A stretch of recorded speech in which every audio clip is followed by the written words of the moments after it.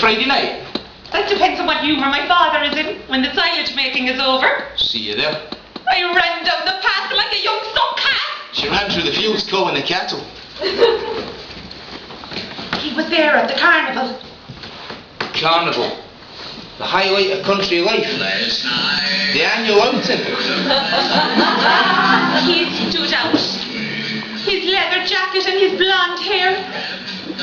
Oh. It was my uncle's delight. He offered me sport cortina. He didn't say it came with compliments and a smell of cow dung. Not the most inviting place to, seduce a woman. Aye. Women. They stood in bunches like a herd of cattle. Margaret, the girl from the field, kept watching me. I tried to catch his eye across the floor. He was busy looking at older women. That's Frank McCormick's girlfriend he's dancing. They're engaged. Frank was at the bar. I watched him dance her close. He's coming my way. I caught his eye. He winked back. That's Paddy Rooney's wife. Sure, they're just married. Rooney and McCormick were good friends. There were some fine women there. I danced a few. One in particular was gaming. I waited and watched. He tapped my shoulder from behind. I was in his arms dancing before I could say a word. Well, I'm not very good at dancing, but with the other women watching, I forgot my feet. I felt like I was gliding, floating around the marquee. She stood on my toes. We bumped our way around the tent. I got a chance to see her pale white breasts as I held her close. I put my arm around her waist, pulled her closer. She jumped. No go. Better luck with the older, gamey one. I'll give you a lift home later. I was in heaven. That was in hell. Carnival. More like a cattle mark. The grass floor, the people, pushing, spilling drink, shouting in my ear. But you're very like your father, God rest him. You were too young to remember him. He said I could have a lift home later. God, he's dancing with Rooney's wife again. All the girls were talking, asking about him. I had to get out. That hot summer night, I went out. A breath of air. My heart sank. Rooney's wife. I walked home slowly. Disappointed. Devastated. The next morning, my father interviewed me about the dance. He said all the news at the creamery was about the big fight. McWeeney's nephew had got a hammering. So, you think you're the big man? The cool fucking Dublin dude? Coming down here, moving in and out of women? You jacking bastard! We'll fucking kill you! You bastard! Face covered in blood. Found in the uncle's rose bushes. Kicked him under them. Left him for dead. I saw no fight.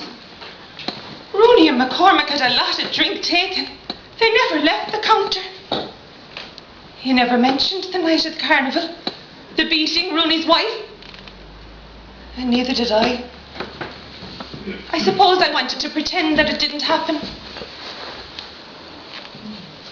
Don't you be getting your heart set on that fella. My father. Them Dublin boys have a lot more education than you think. I was only talking to him. We'd meet in the fields. I was falling for him. He even came fishing with me one evening. I remember. One evening she's made such an issue about going fishing. The evening my father went to the Fine Gael meeting. She persuaded me to come along. Perhaps you'd have a change of heart since the carnival. He kissed me, hugged me, held me real close. A chance, man. He could have done whatever he'd wanted to me. No go. I just kissed her, held her, let her feel safe. Smell of 4711. My mother uses it. She mustn't put the whole bottle in herself. There'll be another time. We parted. The sun set over Loch Nabok. That memory kept me going through the long, hard winter months. She's pointing out the lovely scenery over Loch Na... I can't remember the name. Patience, Johnny, patience. She was nearly ready. The next thing. Definitely the next thing. The autumn. Back to school, the leaving, the study. Daydreams, Johnny, Loch Nabok. The exams, the summer, the waiting. The postman freewheeled down the lane. Results from the tech. Honours in science, English, home economics.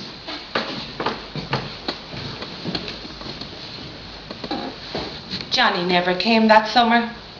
The fight at the carnival. McWeeny, the uncle, would tease me about Johnny.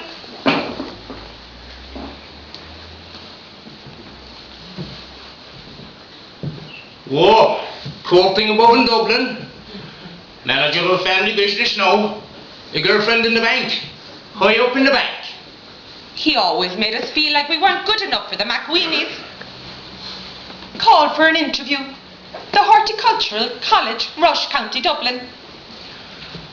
Well, what horticulture get you? Oh, my father. A secretary, of course. A job near home. The interview. All dressed up. A new suit from Lockhart's Drapery. Makeup, handbag, the works. 4 in front of me. All fellas. They looked me up and down. Margaret McGovern. Yes. I entered the room. A big brown desk. The panel were introduced. The last one. Mr. John McWeeny, manager Rush Market Gardens and director of the college. My disbelief. My luck.